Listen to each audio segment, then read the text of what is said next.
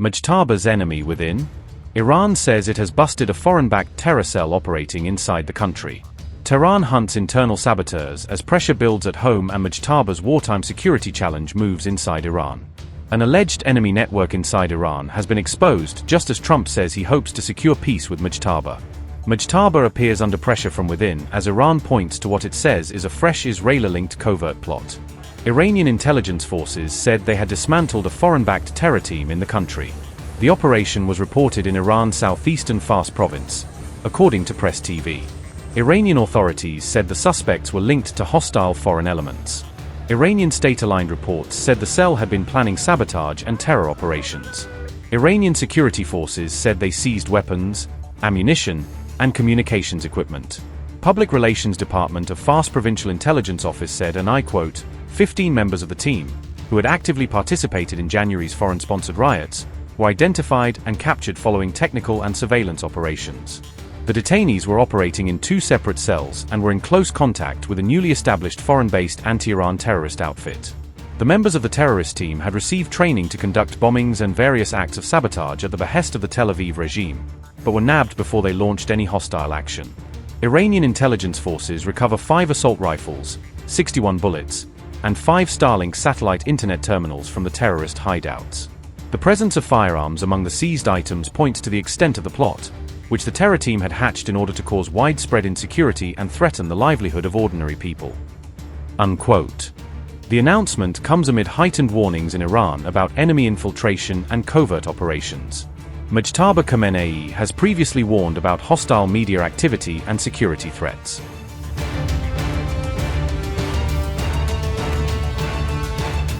A former senior Israeli official reportedly said that Iran emerged as the winner from the recent war. The ex-Israeli general said Tel Aviv and Washington now appear to be facing a difficult and uncomfortable strategic reality. Retired Major General Giora Eiland made the remarks in comments to Channel 12, according to Press TV. His comments came as Trump said the United States and Iran were close to reaching a deal to end the war.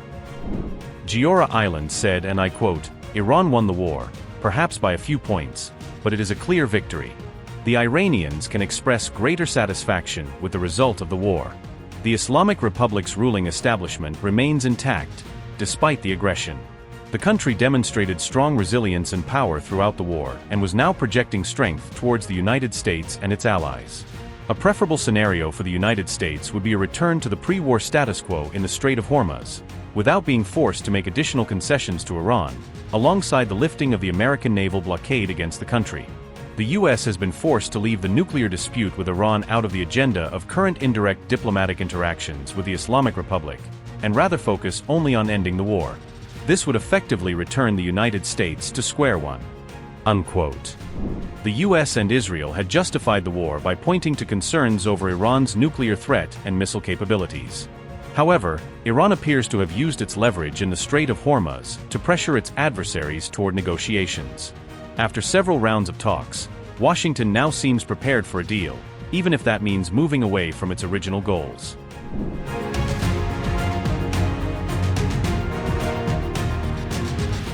Donald Trump made a major claim about ongoing Iran negotiations while gunfire erupted outside the White House on May 23, according to official statements and social media posts. The U.S. president announced on Truth Social that a U.S.-Iran agreement had been largely negotiated, pending final details and formalization. He also stated that he held a very good call with regional leaders and a separate discussion with the Israeli Prime Minister during the same period. Donald Trump said, and I quote, "I am in the Oval Office at the White House where we just had a very good call with the leaders of countries across the region, and all things related to a memorandum of understanding pertaining to peace.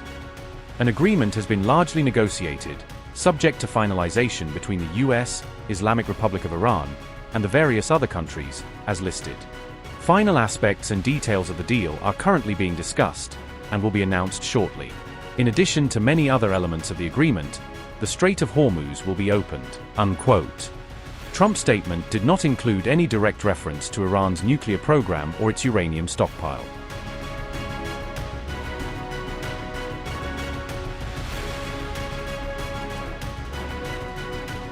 Shortly after, Iranian state-linked media outlet Fars News Agency pushed back against the claims, saying the status of the Strait of Hormuz remained under Iranian control.